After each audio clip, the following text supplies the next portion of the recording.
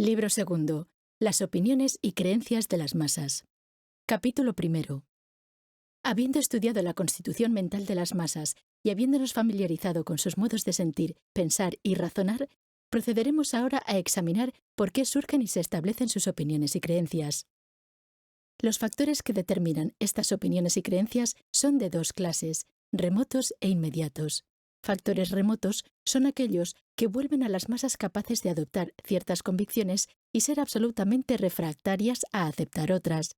Estos factores preparan el terreno sobre el cual se verán germinar ciertas ideas cuya fuerza y consecuencias causan asombro, aunque sean espontáneas solo en apariencia.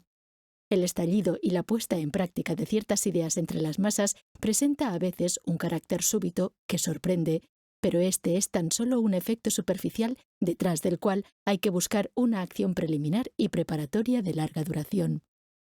Los factores inmediatos son aquellos que, apareciendo sobre la superficie de este largo trabajo preparatorio y sin el cual permanecerían sin efecto, actúan como el origen de la acción persuasiva que es ejercida sobre las masas, esto es, son los factores por los cuales la idea toma forma y es liberada con todas sus consecuencias. Las resoluciones por las cuales las colectividades son súbitamente arrastradas surgen de estos factores inmediatos. Es debido a ellos que estalla un disturbio o se decide una huelga o enormes mayorías invisten a un hombre con el poder de derrocar un gobierno. La acción sucesiva de estas dos clases de factores puede ser rastreada en todos los grandes hechos históricos. La Revolución Francesa, para citar solo uno de los más sobresalientes, tuvo entre sus factores remotos los escritos de los filósofos, las imposiciones de la nobleza y el progreso del pensamiento científico. La mente de las masas, preparada de esta manera, fue luego fácilmente despertada por factores inmediatos, tales como los discursos de los oradores y la resistencia del partido monárquico a reformas insignificantes. Entre los factores remotos hay algunos de naturaleza general que encontramos subyaciendo a todas las creencias y opiniones de las masas. Son la raza, las tradiciones, el tiempo, las instituciones y la educación. Procederemos, pues, a estudiar la influencia de estos diferentes factores. 1. Raza. Este factor, la raza, debe ser puesto en primer término porque sobrepasa de lejos en importancia a todos los demás. Los hemos estudiado suficientemente en otro trabajo, por lo que no es necesario volver a tratarlo. En un volumen previo mostraremos qué es una raza histórica y cómo los caracteres que posee, una vez formados como resultado de las leyes de la herencia, tienen tal poder que sus creencias, sus instituciones, sus artes, en una palabra, todos los elementos de su civilización son meramente la expresión manifiesta de su genio. Demostramos cómo el poder de la raza es tal que ningún elemento puede pasar de un pueblo a otro sin sufrir las más profundas transformaciones. El medio ambiente, las circunstancias y los eventos representan las sugestiones sociales del momento. Pueden tener una influencia considerable, pero la misma es siempre momentánea si resulta contraria a las sugestiones de la raza, es decir, contraria a las que hereda una nación por la serie completa de sus antepasados. En varios capítulos de este trabajo tendremos ocasión de referirnos nuevamente a esta influencia racial y a mostrar que la misma es tan grande que domina las características peculiares del genio de las masas. De este hecho, se concluye que las masas de diferentes países muestran diferencias muy considerables en cuanto a creencias o conductas y no pueden ser influenciadas de la misma manera. 2. Tradiciones. Las tradiciones representan las ideas, las necesidades y los sentimientos del pasado. Son la síntesis de la raza y pesan sobre nosotros con inmensa fuerza. Las ciencias biológicas se han transformado desde que la embriología ha demostrado la influencia del pasado en la evolución de los seres vivos, y las ciencias históricas no sufrirán un cambio menor cuando esta concepción se vuelva más generalizada. Por el momento no es suficientemente general y muchos estadistas siguen sin estar más avanzados que los teóricos del siglo pasado, quienes creían que una sociedad podía romper con su pasado y ser completamente reconstruida siguiendo los alineamientos sugeridos solamente por la luz de la razón. Un pueblo es un organismo creado por el pasado y, al igual que cualquier otro organismo, solo puede ser modificado por lentas acumulaciones hereditarias. Es la tradición la que guía a los hombres y más especialmente cuando están en una muchedumbre. Los cambios que se pueden hacer en sus tradiciones con facilidad solo afectan, como he repetido varias veces, algunos nombres y algunas formas externas. No hay que lamentar esta circunstancia ni un genio nacional ni una civilización serían posibles sin tradiciones. Consecuentemente, las dos grandes preocupaciones del hombre desde que existe han sido crear una red de tradiciones para después dedicarse a destruirla cuando sus efectos benéficos se han gastado. La civilización es imposible sin tradiciones y el progreso es imposible sin la destrucción de estas tradiciones. La dificultad, y es una dificultad enorme, consiste en hallar el adecuado equilibrio entre estabilidad y variabilidad. Si un pueblo permite que sus costumbres arraiguen demasiado profundamente, ya no podrá cambiar y se vuelve como China, incapaz de mejorar. Las revoluciones violentas, en este caso, son inútiles porque lo que sucederá es que o bien los eslabones rotos de la cadena volverán a ser unidos y el pasado reanudará su imperio sin cambios, o bien los fragmentos de la cadena permanecerán sueltos y la decadencia pronto seguirá a la anarquía. Lo ideal para un pueblo, por consiguiente, será preservar las instituciones del pasado, cambiándolas meramente poco a poco. Este ideal es difícil de realizar. En tiempos antiguos los romanos y en los modernos los ingleses son casi los únicos que lo han conseguido. Son precisamente las masas las que se apegan más tenazmente a las ideas tradicionales y se oponen a su cambio con la mayor obstinación. Este es probablemente el caso de las masas que constituyen castas. Ya he insistido sobre el espíritu conservador de las masas y mostrado que la rebelión más violenta simplemente termina en un cambio de palabras y de términos. A fines de siglo pasado, en presencia de iglesias destruidas, de sacerdotes expulsados del país o guillotinados, podría haberse pensado que las viejas ideas religiosas habían perdido toda su fuerza. Sin embargo, apenas pasaron algunos años y el abolido sistema del culto público tuvo que ser restablecido en atención a una demanda universal. El informe del ex convencional Foucroy, citado por Taine, es claro sobre este punto. Lo que se ve por todas partes respecto del mantenimiento del domingo y la concurrencia a las iglesias demuestra que la mayoría de los franceses desea volver a sus viejas costumbres y que ya no es oportuno resistir esta tendencia natural. La gran mayoría de los hombres se encuentra en necesidad de tener religión, culto público y sacerdotes. Es un error cometido por algunos filósofos modernos, por quienes yo mismo he sido confundido, el creer que la posibilidad de la instrucción sea tan general como para destruir prejuicios religiosos que para un gran número de personas desdichadas constituye una fuente de consuelo. A la masa del pueblo, por lo tanto, debe permitírsele tener sus sacerdotes, sus altares y su culto público. Bloqueadas por un momento, las antiguas tradiciones habían retomado su impulso. No hay ejemplo que demuestre mejor el poder de la tradición sobre la mente de las masas.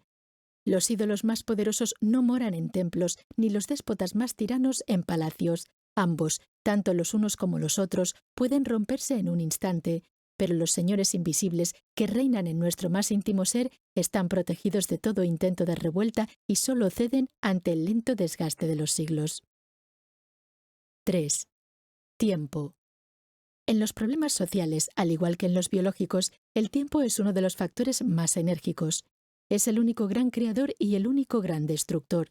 Es el tiempo el que ha hecho montañas con granos de arena y elevado la oscura célula de las eras geológicas a la dignidad humana. La acción de los siglos es suficiente para transformar cualquier fenómeno dado. Ha sido observado con acierto que una hormiga, disponiendo del tiempo suficiente, podría hacer desaparecer el Mont Blanc. Un ser que poseyera la fuerza mágica de variar el tiempo a voluntad tendría el poder atribuido por los creyentes a Dios. Aquí, sin embargo, solo tendremos que ocuparnos de la influencia del tiempo sobre la génesis de las opiniones de las masas. Desde este punto de vista, su acción sigue siendo inmensa. Dependen de ella fuerzas tales como la raza, que no pueden formarse sin él. Causa el nacimiento, el crecimiento y la muerte de creencias.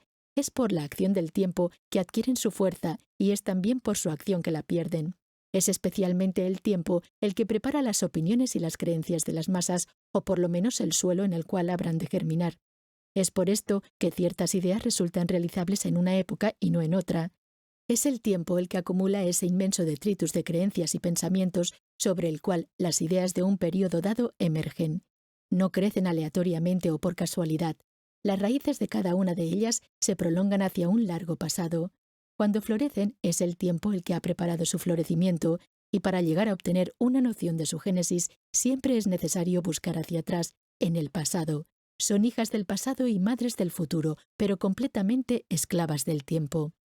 Consecuentemente, el tiempo es nuestro auténtico amo y es suficiente con dejarlo en libertad de acción para ver cómo todas las cosas se transforman.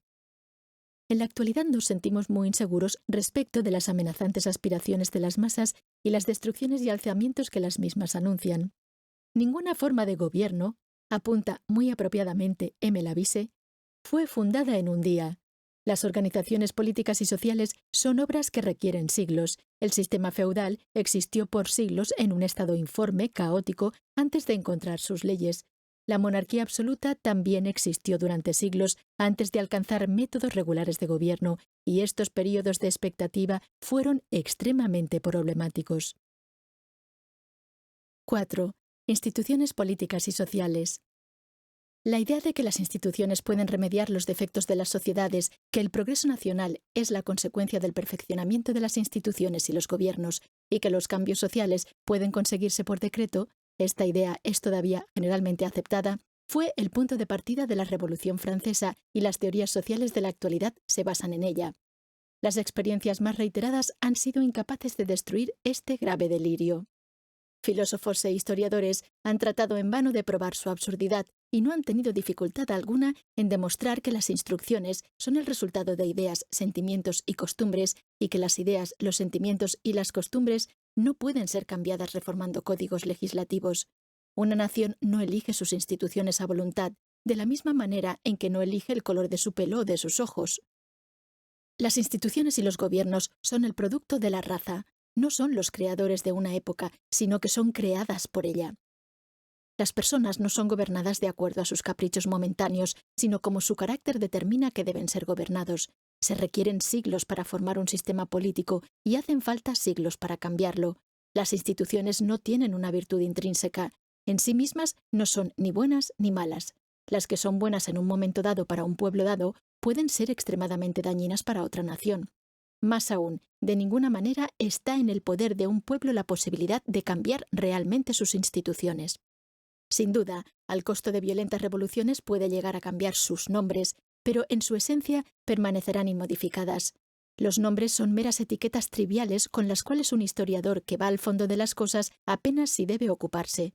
Es de esta forma, por ejemplo, que Inglaterra, el país más democrático del mundo, vive a pesar de todo en un régimen monárquico, mientras que los países en los que impera el despotismo más opresivo son las repúblicas hispanoamericanas, a pesar de sus constituciones republicanas. Los destinos de los pueblos están determinados por su carácter y no por sus gobiernos. He intentado establecer este criterio en una de mis anteriores obras, ofreciendo ejemplos categóricos. Perder el tiempo con constituciones prefabricadas es, en consecuencia, una tarea pueril. Es el esfuerzo inútil de un retórico ignorante. La necesidad y el tiempo se encargan de elaborar constituciones si somos lo suficientemente sabios como para permitir que estos dos factores actúen.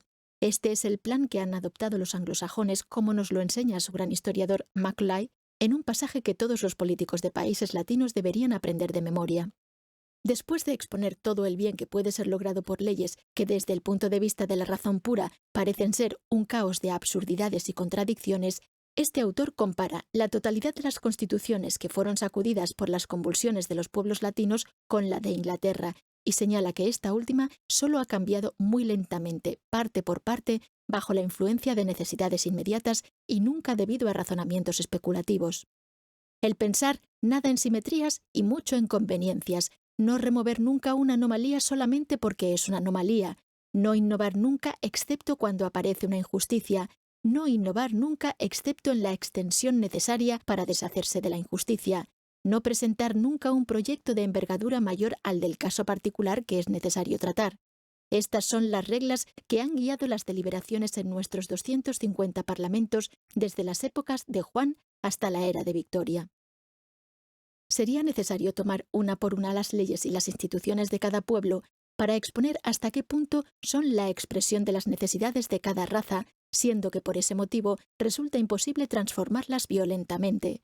Es posible, por ejemplo, enredarse en disertaciones filosóficas sobre las ventajas y desventajas de la centralización, pero cuando vemos a un pueblo compuesto por razas muy diferentes dedicar 1000 años a esfuerzos tendientes a lograr esta centralización, cuando observamos que una gran revolución que ha tenido por objetivo la destrucción de todas las instituciones del pasado ha sido forzada a respetar esta centralización y que incluso la ha fortalecido. Bajo estas circunstancias, deberíamos admitir que constituye el resultado de necesidades imperiosas, que es una condición para la excelencia de la nación en cuestión, y que deberíamos sentir lástima por el pobre alcance mental de los políticos que hablan de destruirla. Si por alguna casualidad tuviesen éxito en su intento, este éxito sería inmediatamente la señal para una terrible guerra civil, la cual incluso volvería inmediatamente a restaurar un nuevo sistema de centralización aún más opresivo que el antiguo. La conclusión a extraer de lo que precede es que no debe buscarse en las instituciones el medio para influenciar profundamente el genio de las masas. Cuando vemos a ciertos países, como los Estados Unidos, alcanzar un alto grado de prosperidad bajo instituciones democráticas, mientras que otros, como las repúblicas hispanoamericanas, se encuentran existiendo en un lamentable estado de anarquía bajo instituciones absolutamente similares, deberíamos admitir que estas instituciones son tan extrañas a la grandeza de las primeras como a la decadencia de las otras. Las personas son gobernadas por su carácter y todas las instituciones que no estén íntimamente modeladas sobre este carácter representan meramente una vestimenta prestada, un disfraz transitorio. No hay duda de que se han producido y se seguirán produciendo guerras sanguinarias y violentas revoluciones para imponer instituciones a las cuales se les atribuye, como a las reliquias de los santos, el poder sobrenatural de crear el bienestar. Se puede decir entonces que las instituciones accionan sobre la mente de la masa en la medida en que engendran estos levantamientos, pero en realidad no son las instituciones las que accionan de esta manera desde que sabemos que, triunfantes o derrocadas, no poseen virtud alguna por sí mismas. Son sus ilusiones y sus palabras las que han influenciado la mente de la masa, y especialmente las palabras que son tan poderosas como quiméricas y cuyo sorprendente ímpetu pronto demostraremos. 5. Instrucción y educación. En un lugar destacado entre las ideas predominantes de la época presente se encuentra la noción de que la instrucción es capaz de cambiar a los hombres de forma considerable y tiene por infalible consecuencia el mejorarlos y hasta el de hacerlos iguales. Por el simple hecho de ser constantemente repetida, esta afirmación ha terminado por convertirse en uno de los más firmes dogmas democráticos. Hoy sería tan difícil atacarlo como otrora lo hubiera sido el atacar los dogmas de la Iglesia. Sin embargo, sobre este punto, al igual que en muchos otros casos, las ideas democráticas se encuentran en profundo desacuerdo con los resultados de la psicología y la experiencia. Muchos eminentes filósofos, Herbert Spencer entre ellos, no tienen ninguna dificultad en demostrar que la instrucción ni hace a los hombres más morales ni tampoco más felices, que no cambia ni sus instintos ni sus pasiones hereditarias y que a veces, y para que esto suceda solo necesita estar mal dirigida, resulta más perniciosa que útil. Las estadísticas han confirmado este criterio al mostrarnos que la criminalidad aumenta con la generalización de la instrucción, o bien, y en todo caso, con cierto tipo de instrucción, y que los peores enemigos de la sociedad, los anarquistas, se reclutan entre los abanderados de los colegios, mientras que en un reciente trabajo, un distinguido magistrado como M. Adolf Guillot ha hecho la observación que actualmente hay 3.000 criminales educados por cada 1.000 iletrados y que en 50 años el porcentaje de criminales en la población subió de 227 a 552 por cada 100.000 habitantes, lo cual constituye un aumento del 133%. Junto con sus colegas, también ha notado que la criminalidad aumenta particularmente entre las personas jóvenes para quienes, como es sabido, la escolaridad gratuita y obligatoria ha reemplazado en Francia el aprendizaje de los oficios. Seguramente no es que una instrucción bien dirigida, y nadie ha mantenido jamás esta proposición, no pueda brindar resultados prácticos muy útiles, si bien no en el sentido de elevar el nivel moral, por lo menos en el de desarrollar una capacidad profesional.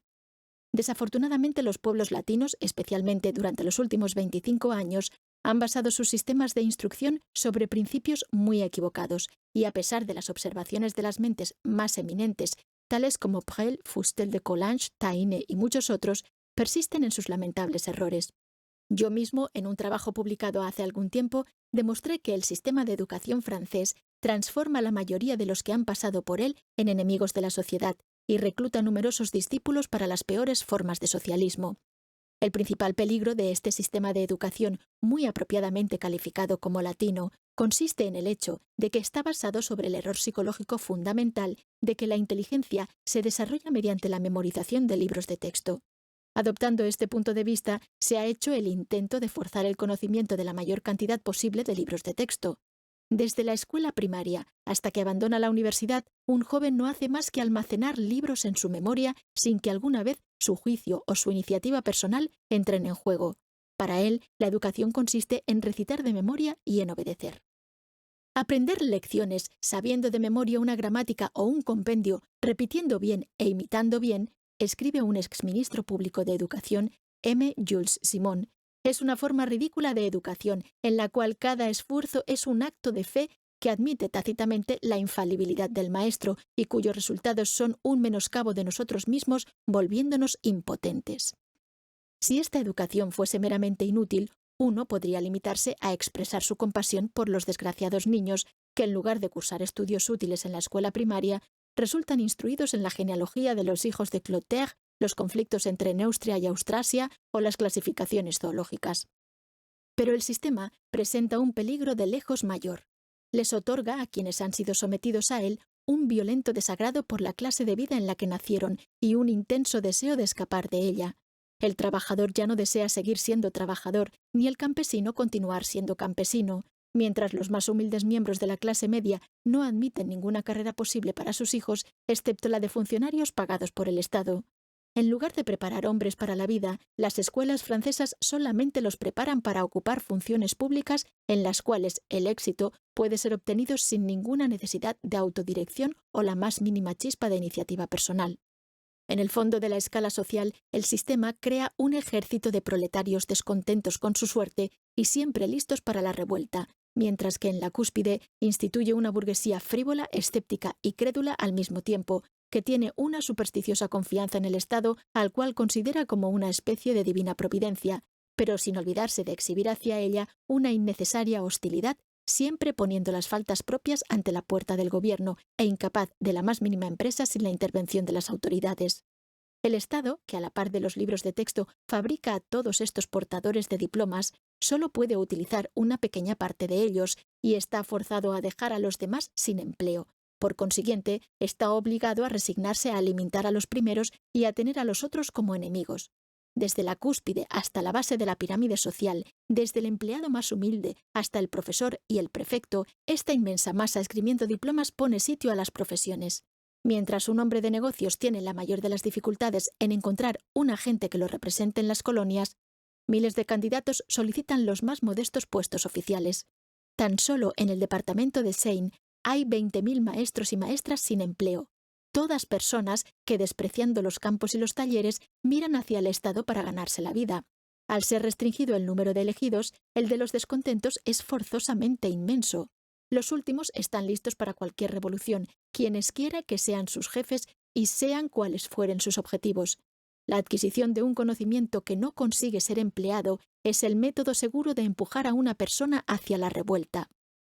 Evidentemente es demasiado tarde para volver sobre nuestros pasos. Solamente la experiencia, esa suprema educadora de los pueblos, se encargará de mostrarnos nuestro error. Solo ella será lo suficientemente poderosa como para demostrar la necesidad de reemplazar nuestros odiosos libros de texto y nuestros lamentables exámenes por una instrucción industrial capaz de inducir a nuestros jóvenes a volver a los campos, a los talleres y a la empresa colonial que hoy rehúyen a toda costa. La instrucción profesional que todas las mentes ilustradas están hoy demandando fue la instrucción recibida en el pasado por nuestros ancestros. Sigue vigente en la actualidad en las naciones que gobiernan al mundo por su fuerza de voluntad, su iniciativa y su espíritu de empresa. En una serie de notables páginas, cuyos pasajes principales reproduciré más adelante, un gran pensador, M. Taine, ha expuesto claramente que nuestro anterior sistema de educación fue aproximadamente el que está de moda hoy en día en Inglaterra y en América, y haciendo un notable paralelo entre el sistema latino y el anglosajón, ha destacado claramente las consecuencias de ambos métodos. Uno podría consentir, quizás forzadamente, en continuar aceptando todas las desventajas de nuestra educación clásica, aun a pesar de que no produce más que personas descontentas y hombres no aptos para sus puestos en la vida, si la adquisición superficial de tanto conocimiento, la pulcra repetición de memoria de tantos libros de texto elevará el nivel de inteligencia. ¿Pero realmente eleva este nivel? He aquí que no. Las condiciones para triunfar en la vida son la posesión de un juicio certero, experiencia, iniciativa y carácter, todas cualidades que no otorgan los libros. Los libros son diccionarios a los cuales es útil consultar, pero de los cuales es perfectamente inútil guardar grandes porciones en el cerebro. ¿Cómo es posible para la instrucción profesional desarrollar la inteligencia en una medida bastante superior al alcance de la instrucción clásica? Esto ha sido muy bien expuesto por M. Taine. Las ideas, dice, se forman solamente en su entorno natural y normal. La promoción del crecimiento se efectúa por las innumerables impresiones que solicitan los sentidos que el joven recibe diariamente en el taller, en la mina, en los tribunales, en el estudio, en la obra en construcción, a la vista de las herramientas, los materiales y las operaciones, en la presencia de clientes, trabajadores y labor, del trabajo bien o mal hecho, costoso o lucrativo. De este modo se obtienen esas sutiles percepciones del ojo, los oídos, las manos y hasta el sentido del olfato, que adquiridas involuntariamente y elaboradas en silencio, toman forma dentro del que aprende y le sugieren tarde o temprano esta o aquella nueva combinación, simplificación, economía, mejora o invento. El joven francés está privado, precisamente, a una edad en la que serían más fructíferos, de todos estos preciosos contactos, de todos estos indispensables elementos de asimilación. Durante 7 u 8 años interminables se lo encuentra en una escuela y se lo segrega de esa experiencia personal directa que le daría una clara y exacta noción de las personas y de las cosas y de las múltiples maneras de manejarlas. Por lo menos 9 de cada 10 han perdido su tiempo y sus esfuerzos durante varios de los años de sus vidas. Años importantes, incluso decisivos. Entre ellos hay que contar, en primer lugar, la mitad o las 2/3 partes de quienes se presentan a los exámenes, y me refiero a los que son rechazados, y después, entre quienes tienen éxito en obtener una graduación, un certificado o un diploma, todavía queda una mitad o 2/3, y me refiero a los que son explotados. Se les ha exigido demasiado al requerirles que en un día determinado, sobre una silla o delante de un pizarrón, sean por 2 horas consecutivas y respecto de un grupo de ciencias, repertorios vivientes de todo el saber humano. De hecho, fueron eso, o casi, por cerca de 2 horas ese día en particular. Pero un mes más tarde ya no lo serán. Ya no pasarían otra vez el examen. Sus adquisiciones, demasiado numerosas y demasiado pesadas, constantemente se escapan de sus cerebros y no resultan reemplazadas. Su vigor mental ha declinado, su fértil capacidad para crecer se ha secado, aparece el hombre plenamente desarrollado y con frecuencia es un hombre gastado. Asentado, casado, resignado a andar en círculos e indefinidamente en el mismo círculo, se encierra en la limitada función con la que cumple adecuadamente, pero nada más. El balance final es que con seguridad los ingresos no justificarán los gastos. En Inglaterra o en América, donde como en Francia antes de 1789 se adoptó el procedimiento contrario, el balance es equilibrado o superior. El ilustre psicólogo nos muestra a continuación la diferencia entre nuestro sistema y el de los anglosajones. Estos no poseen nuestras innumerables escuelas especiales. Entre ellos, la instrucción no está basada en el aprendizaje de libros, sino en lecciones sobre objetos. El ingeniero, por ejemplo, se entrena en un taller y nunca en una escuela, un método que permite a cada individuo alcanzar el nivel que le permite su inteligencia. Se convierte en trabajador o en capataz si no puede seguir adelante, en ingeniero si sus aptitudes lo llevan tan lejos. Esta forma de proceder es mucho más democrática y de un beneficio mucho mayor para la sociedad que el hacer que toda la carrera de un individuo dependa de un examen que dura un par de horas rendido a la edad de 19 o 20 años. En el hospital, la mina, la fábrica, la oficina del arquitecto o del abogado, el estudiante que comienza muy joven transita su aprendizaje paso a paso, de la misma manera en que lo hace un jurista o un artista en su estudio. En forma previa, antes de hacer un comienzo práctico, ha tenido la oportunidad de hacer algún curso resumido de instrucción, tanto como para disponer de una estructura preparada para almacenar las observaciones que pronto hará. Más allá de eso y por regla general, podrá beneficiarse de una variedad de cursos técnicos que puede seguir en sus horas libres de manera de coordinarlos paso a paso con la experiencia diaria que está juntando.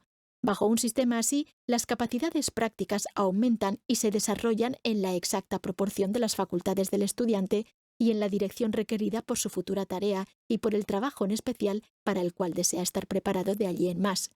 De esta manera, en Inglaterra o en los Estados Unidos, un hombre joven pronto llega a una posición en la que puede desarrollar su capacidad al máximo. A los 25 años de edad y mucho antes si el material y las partes están allí, ya no es simplemente un ejecutor útil, sino que es capaz también de iniciativas espontáneas. No es solamente la parte de una máquina, sino también su motor. En Francia, donde impera el sistema contrario, en Francia que con cada generación se está pareciendo cada vez más a China, la suma total de las fuerzas perdidas es enorme. El gran filósofo llega a la siguiente conclusión respecto de la creciente incongruencia entre nuestro sistema latino de educación y los requerimientos de la vida práctica.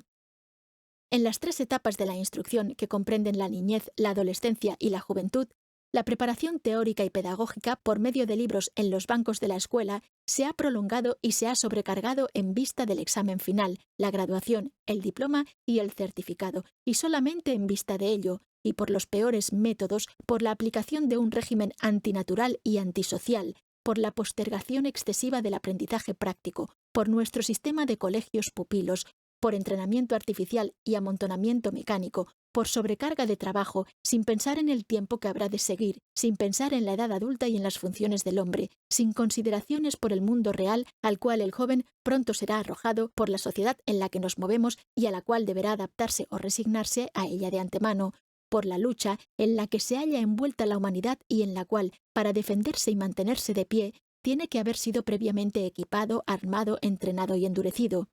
Este equipamiento indispensable, esta adquisición de mayor importancia que cualquier otra, este fuerte sentido común, fibra y fuerza de voluntad, es lo que nuestras escuelas no le ofrecen al joven francés. Por el contrario, lejos de calificarlo para su futuro y definitivo estado, lo descalifican. En consecuencia, su entrada al mundo y sus primeros pasos en el campo de la acción son muy frecuentemente una sucesión de penosas caídas cuyo efecto es que permanece herido y lastimado por mucho tiempo, a veces inhabilitado de por vida. La prueba es severa y peligrosa. En su transcurso, el equilibrio mental y moral se ve afectado y corre el riesgo de no ser restablecido. Una desilusión demasiado súbita y demasiado completa ha sobrevenido. Las decepciones han sido demasiado grandes, las desilusiones demasiado intensas. Una comparación útil puede hacerse entre las páginas de Taine y las observaciones sobre la educación americana recientemente hechas por M. Paul Bourget en su reciente libro Outre-mer. Él, también, después de haber observado que nuestra educación meramente produce burgueses de mente estrecha, carentes de iniciativa y fuerza de voluntad, o bien anarquistas, esos igualmente dañinos tipos de hombre civilizado que degeneran ya sea en banalidad impotente o en destructividad demencial. Él, también decía, establece una comparación que no puede ser objeto de mucha controversia entre nuestros liceos franceses, escuelas públicas, esas fábricas de degeneración, y las escuelas americanas que preparan admirablemente a un hombre para la vida. La brecha existente entre naciones verdaderamente democráticas y aquellas que tienen la democracia en sus discursos, pero de ningún modo en sus pensamientos, surge claramente en esta comparación. Con lo que precede, ¿nos hemos desviado de la psicología de las masas? Seguramente no. Si deseamos comprender las ideas y las creencias que están germinando en las masas de la actualidad y que surgirán mañana, es necesario saber cómo ha sido preparado el terreno. La instrucción dada a la juventud de un país permite conocer lo que ese país será algún día. La educación conferida a la generación actual justifica las previsiones más pesimistas. Es parcialmente por la instrucción y la educación que la mente de las masas resulta mejorada o deteriorada. En consecuencia, era necesario mostrar cómo esta mente ha sido modelada por el sistema de moda y cómo las masas de los indiferentes y los neutrales se ha convertido progresivamente en un ejército de los descontentos listos a obedecer a todas las sugestiones de los utopistas y los retóricos. Es en las aulas que los socialistas y los anarquistas pueden ser hallados hoy en día. Es allí en donde se está pavimentando el camino del período de decadencia que se aproxima para los pueblos latinos. Capítulo 2. Los factores inmediatos de la opinión de las masas. Acabamos de investigar los factores remotos y preparatorios que le otorgan a la mente de las masas una receptividad especial, haciendo posible en ella el crecimiento de ciertos sentimientos y de ciertas ideas. Ahora nos resta estudiar los factores capaces de actuar de manera directa. En el siguiente capítulo veremos cómo estos factores deberían ponerse en vigor a fin de que produzcan sus plenos efectos. En la primera parte de este trabajo, estudiamos los sentimientos, las ideas y los métodos de razonamiento de los cuerpos colectivos y del conocimiento así adquirido, evidentemente, sería posible deducir de un modo general los medios para conseguir impresionar sus mentes. Ya sabemos qué es lo que impacta en la imaginación de las masas y nos hemos familiarizado con el poder y la contagiosidad de las sugestiones, y de ellas especialmente las que son presentadas bajo la forma de imágenes. Sin embargo, puesto que las sugestiones pueden proceder de muy diversas fuentes, los factores capaces de actuar sobre las mentes de las masas pueden diferir considerablemente. Es necesario, pues, estudiarlas por separado. No es un estudio innecesario. Las masas son, en cierto modo, como la esfinge de la antigua fábula. Es necesario o bien llegar a una solución de los problemas presentados por su psicología, o bien resignarnos a ser devorados por ellas. 1. Imágenes, palabras y fórmulas. Al estudiar la imaginación de las masas, hemos visto que la misma está particularmente abierta a las impresiones producidas por las imágenes. Estas imágenes no siempre están a mano, pero es posible evocarlas mediante el juicioso empleo de palabras y fórmulas. Utilizadas con arte, las mismas poseen en sobria verdad aquel misterioso poder otrora atribuido a ellas por los adeptos de la magia. En la mente de las masas ocasionan el nacimiento de las tempestades más formidables, a las que, a su vez, también son capaces de calmar. Se podría levantar una pirámide de lejos más alta que la de Keops, con los huesos de los hombres que han sido víctimas del poder de las palabras y las fórmulas. El poder de las palabras está relacionado con las imágenes que evocan y es bastante independiente de su real significado. Las palabras cuyo sentido está peor definido son a veces las que poseen la mayor influencia. Tales son, por ejemplo, los términos democracia, socialismo, igualdad, libertad, etc., cuyo significado es tan vago que gruesos volúmenes no alcanzan para establecerlo con precisión. Aún así, es cierto que un poder verdaderamente mágico está adosado a esas cortas sílabas como si contuvieran la solución a todos los problemas. Sintetizan las aspiraciones inconscientes más diversas y la esperanza de su realización. La razón y los argumentos son incapaces de combatir ciertas palabras y fórmulas. Se las pronuncia con solemnidad en presencia de las masas y ni bien han sido pronunciadas, una expresión de respeto se hace visible en cada rostro y todas las cabezas se inclinan. Por muchos resultan consideradas como fuerzas naturales, como poderes sobrenaturales. Evocan imágenes grandiosas y vagas en la mente de las personas, pero la misma vaguedad que las envuelve en la oscuridad aumenta su misterioso poder. Son las misteriosas divinidades ocultas detrás del tabernáculo, al cual los devotos solo se aproximan con miedo y temblando. Las imágenes evocadas por las palabras, al ser independientes de un sentido, varían de época en época y de pueblo en pueblo, mientras que las fórmulas se mantienen idénticas. Ciertas imágenes transitorias se relacionan con ciertas palabras. La palabra actúa meramente como si fuese el pulsador de un timbre eléctrico que las evoca. No todas las palabras y todas las fórmulas poseen el poder de evocar imágenes, mientras que hay otras que alguna vez tuvieron este poder, pero lo han perdido en el transcurso del uso y han dejado de despertar alguna respuesta en la mente. Se convierten en vanos sonidos cuya utilidad principal es relevar a la persona que los emplea de la obligación de pensar. Armados de una pequeña cantidad de fórmulas y de lugares comunes aprendidos mientras fuimos jóvenes, poseemos todo lo que se necesita para desplazarnos por la vida sin la cansadora necesidad de tener que reflexionar sobre algo en absoluto. Si se estudia cualquier idioma en particular, se observa que las palabras que lo componen varían en forma relativamente lenta durante el transcurso de las épocas, mientras que las imágenes que estas palabras evocan y los significados adosados a las palabras cambian incesantemente. Esta es la razón por la cual en otro trabajo llegué a la conclusión de que la traducción absoluta de un idioma, especialmente el de una lengua muerta, es totalmente imposible. ¿Qué hacemos en realidad cuando sustituimos una expresión del latín, el griego o el sánscrito por una palabra francesa, o incluso cuando tratamos de comprender un libro escrito en nuestro propio idioma hace 2 o 3 siglos? Simplemente ponemos las imágenes y las ideas con las cuales la vida moderna ha dotado a nuestra inteligencia en el lugar de nociones e imágenes absolutamente distintas que la vida antigua creó en la mente de razas expuestas a condiciones de existencia que no tienen ninguna analogía con las nuestras. Cuando los hombres de la Revolución se imaginaron que estaban copiando a los griegos y a los romanos, ¿qué estaban haciendo sino dándole a antiguas palabras un sentido que las mismas nunca tuvieron? ¿Qué semejanza puede existir entre las instituciones de los griegos y aquellas designadas en la actualidad por las mismas palabras?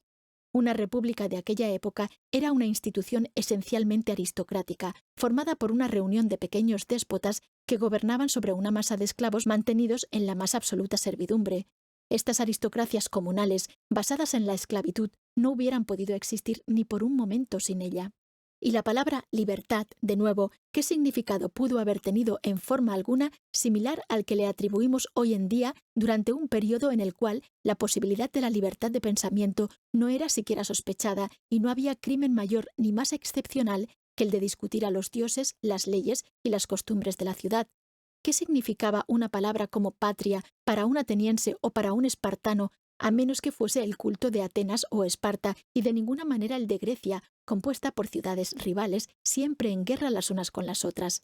¿Qué significado tuvo la misma palabra patria entre los antiguos galos, divididos en tribus y razas rivales, poseyendo diferentes lenguajes y religiones, y que fueron tan fácilmente conquistados por César porque éste siempre encontró aliados entre ellos? Fue Roma la que hizo un país de la Galia, otorgándole una unidad política y religiosa. Sin ir tan lejos, apenas hace 2 siglos, se puede creer que esta misma noción de patria fue concebida con el mismo significado que el que hoy tiene por príncipes franceses como el Gran Conde, que se aliaban con el extranjero en contra de su soberano. Y de nuevo, otra vez, la misma palabra, ¿no tuvo acaso un sentido muy diferente al moderno para los emigrantes realistas franceses, quienes pensaron que obedecían las leyes del honor al luchar contra Francia, siendo que desde su punto de vista realmente las obedecieron porque la ley feudal obligaba al vasallo con su señor y no con la tierra, de modo tal que allí, en donde se hallaba el soberano, allí estaba la verdadera patria? Son numerosas las palabras cuyo significado ha cambiado profundamente de época en época, palabras que solo podemos llegar a comprender en el sentido en que antes fueron entendidas luego de un largo esfuerzo. Con razón, se ha dicho que es necesario mucho estudio tan solo para llegar a comprender lo que significaron para nuestros abuelos palabras tales como rey y la familia real. ¿Cuál podría entonces ser el caso con términos aún mucho más complejos? Las palabras tienen solo significados móviles y transitorios que cambian de época en época y de pueblo en pueblo, y cuando por su intermedio deseamos ejercer una influencia sobre la masa, el requisito es conocer el sentido que esa masa les da en un determinado momento, y no el significado que tuvieran antes o que pueden seguir teniendo para individuos de una constitución mental diferente. Así, cuando las masas, como consecuencia de alzamientos políticos o cambios de creencia, han llegado a adquirir una profunda antipatía hacia las imágenes suscitadas por ciertas palabras, el primer deber del verdadero estadista es cambiar las palabras sin, por supuesto, meter mano en las cosas mismas, ya que estas últimas se hallan demasiado íntimamente unidas a la constitución heredada como para ser transformadas. Hace mucho tiempo, el sensato Tocqueville observó que la obra del consulado y del imperio consistió más particularmente en revestir con nuevas palabras la mayor parte de las antiguas instituciones. Esto es, en reemplazar palabras que evocaban imágenes desagradables en la imaginación de la masa por otras palabras cuya novedad impedía tales evocaciones. La taille o tallage se convirtió en un impuesto sobre la tierra, la gabela en el impuesto sobre la sal, los subsidios se hicieron contribuciones indirectas y deberes consolidados, el impuesto sobre las compañías comerciales y los gremios pasó a llamarse licencias, etc. Una de las funciones más esenciales de los estadistas consiste así en bautizar con palabras populares o en todo caso indiferentes las cosas que la masa no puede soportar bajo sus antiguos nombres. El poder de las palabras es tan grande que es suficiente designar con términos bien elegidos las cosas más odiosas para hacerlas aceptables a las masas. Taine observa con razón que fue invocando la libertad y la fraternidad, palabras muy populares en su época, que los jacobinos fueron capaces de instalar un despotismo digno de Dahomey, un tribunal similar al de la Inquisición y producir una hecatombe humana similar a las del antiguo México. El arte de los que gobiernan, al igual que en el caso del arte de los abogados, consiste sobre todo en la ciencia del empleo de las palabras. Una de las mayores dificultades de este arte es que en una y la misma sociedad los mismos términos muy frecuentemente tienen diferentes significados para las diferentes clases sociales, las cuales emplean aparentemente las mismas palabras pero nunca hablan en el mismo idioma. En los ejemplos precedentes ha sido especialmente el tiempo el que ha intervenido como el factor principal en el cambio del sentido de las palabras. Sin embargo, si también hacemos intervenir a la raza, veremos que durante el mismo periodo, entre personas igualmente civilizadas pero de diferente raza, las mismas palabras con frecuencia corresponden a ideas extremadamente disímiles. Es imposible entender estas diferencias sin haber viajado mucho, y por esta razón no insistiré sobre ello. Me limitaré a observar que son precisamente las palabras más utilizadas las que entre diferentes pueblos poseen los más diferentes significados. Tal es el caso, por ejemplo, de las palabras democracia y socialismo de uso tan frecuente hoy en día. En realidad corresponden a ideas y a imágenes bastante contradictorias en la mente latina y en la anglosajona. Para los pueblos latinos, la palabra democracia significa más específicamente la subordinación de la voluntad y de la iniciativa del individuo a la voluntad e iniciativa de la comunidad representada por el Estado. Es el Estado el que termina siendo encargado, en un grado cada vez más grande, con la dirección de todo, la centralización, el monopolio y la fabricación de todo. Es al Estado al que apelan constantemente todos los partidos políticos sin excepción, sean radicales, socialistas o monárquicos. Entre los anglosajones, y especialmente en América, la misma palabra, democracia, significa, por el contrario, el intenso desarrollo de la voluntad del individuo y la subordinación más completa posible del Estado, al cual, con la excepción de la política, el ejército y las relaciones diplomáticas, no se le permite dirigir nada, ni siquiera a la instrucción pública. Se puede apreciar así cómo la misma palabra, que para un pueblo significa la subordinación de la voluntad y de la iniciativa del individuo y la preponderancia del Estado, para el otro significa el excesivo desarrollo de la voluntad y de la iniciativa del individuo y la completa subordinación del Estado. 2. Ilusiones. Desde los albores de la civilización en adelante, las masas siempre han sufrido la influencia de ilusiones. A los creadores de ilusiones les han erigido más templos, más estatuas y más altares que a cualquier otra clase de hombres. Ya sean las ilusiones religiosas del pasado o las ilusiones filosóficas y sociales del presente, estos formidables poderes soberanos siempre pueden ser encontrados a la cabeza de todas las civilizaciones que sucesivamente han florecido sobre nuestro planeta. Fue en su nombre que se construyeron los templos de Caldea y de Egipto y los edificios religiosos de la Edad Media, y esa vasta rebelión que sacudió a toda Europa hace un siglo, y no hay una sola de nuestras concepciones artísticas o sociales que se halle libre de su poderosa influencia. Ocasionalmente, al costo de terribles disturbios, el hombre las supera, pero parece estar siempre condenado a volverlas a erigir. Sin ellas nunca hubiera emergido de su primitivo estado de barbarie, y sin ellas regresaría otra vez a él. Sin duda, son huidizas sombras, pero estas hijas de nuestros sueños han forzado a las naciones a crear cualquiera de las artes que puede enorgullecerse de esplendor o de grandeza civilizatoria. Si se destruyesen en todos los museos y librerías todos los trabajos y todos los monumentos que las religiones han inspirado, ¿qué quedaría de los grandes sueños de la humanidad? El darle a los hombres esa esperanza e ilusión sin la cual no pueden vivir. Esa es la razón de existir de los dioses, los héroes y los poetas. Durante 50 años, la ciencia pareció hacerse cargo de esta tarea, pero la ciencia se ha visto comprometida en corazones hambrientos de un ideal, porque no se atreve a ser suficientemente generosa en promesas, porque no puede mentir. Los filósofos del siglo pasado se dedicaron con fervor a la destrucción de las ilusiones religiosas, políticas y sociales en las que vivieron nuestros antepasados por una larga serie de siglos. Al destruirlas, secaron las fuentes de la esperanza y la resignación.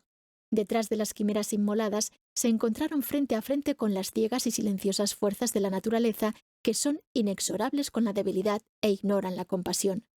A pesar de todos sus progresos, la filosofía ha sido incapaz hasta ahora de ofrecer a las masas algún ideal que las seduzca, pero como éstas deben tener ilusiones a toda costa, instintivamente se vuelven, al igual que insectos en busca de luz, hacia los retóricos que les conceden lo que quieren. No es la verdad, sino el error, el que ha constituido el factor principal en la evolución de las naciones, y la razón por la cual el socialismo es tan poderoso hoy en día es que constituye la última ilusión que todavía sigue siendo vital. A pesar de todas las demostraciones científicas, continúa creciendo.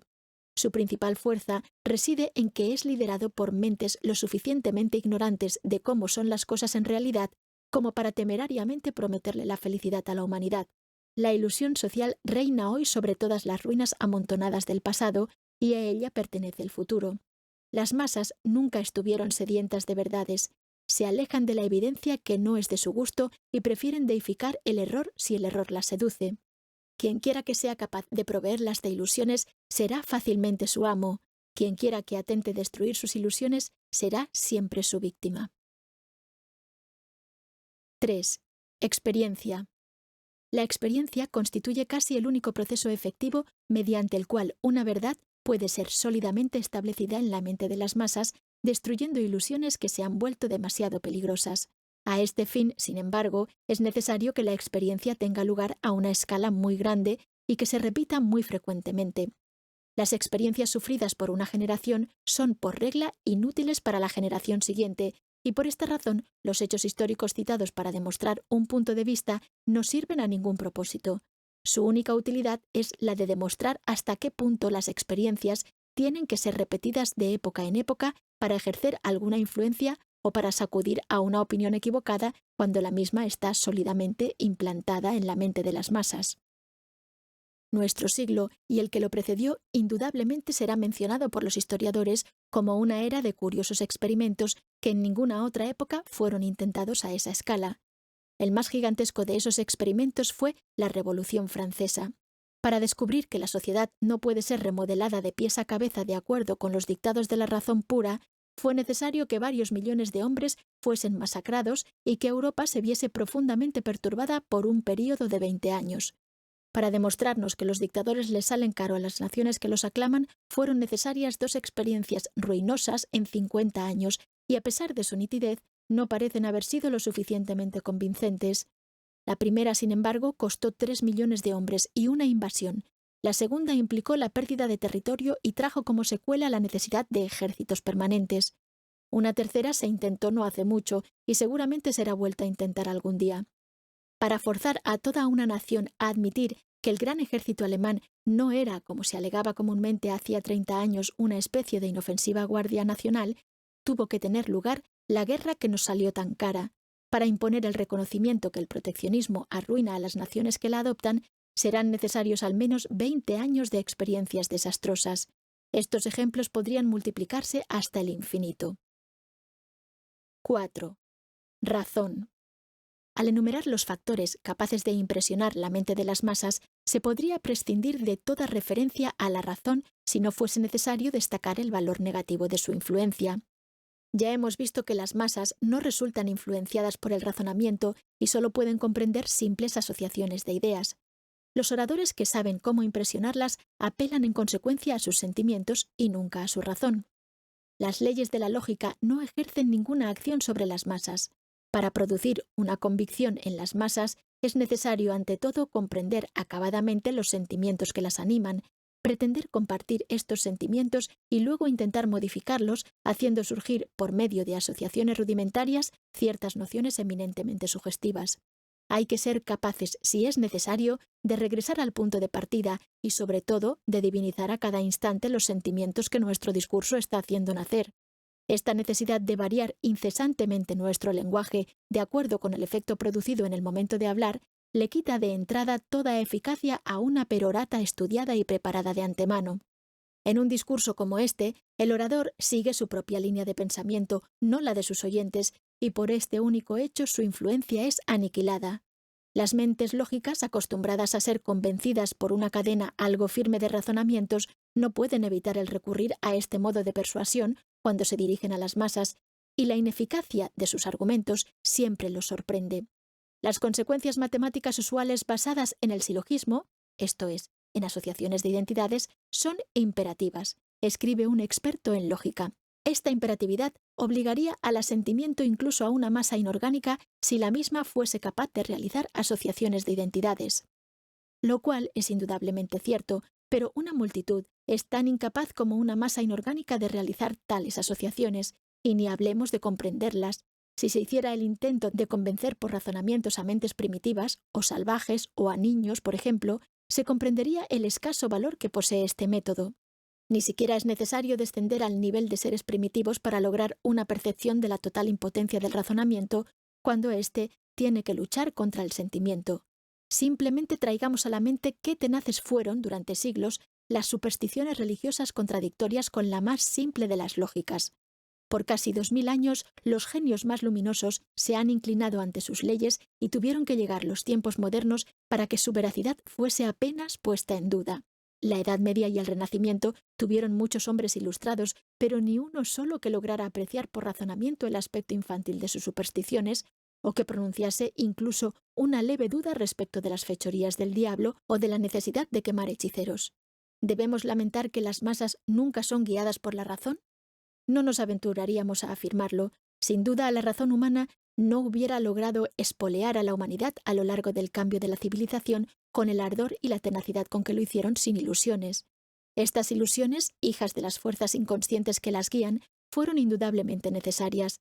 Cada raza lleva en su constitución mental las leyes de su destino, y quizás es a esas leyes que obedece con un impulso irresistible, incluso en el caso de aquellos impulsos que aparentemente son los más irracionales. A veces parece que las naciones estuviesen sometidas a fuerzas secretas, análogas a las que competen a la bellota a convertirse en roble o al cometa a transitar por su órbita.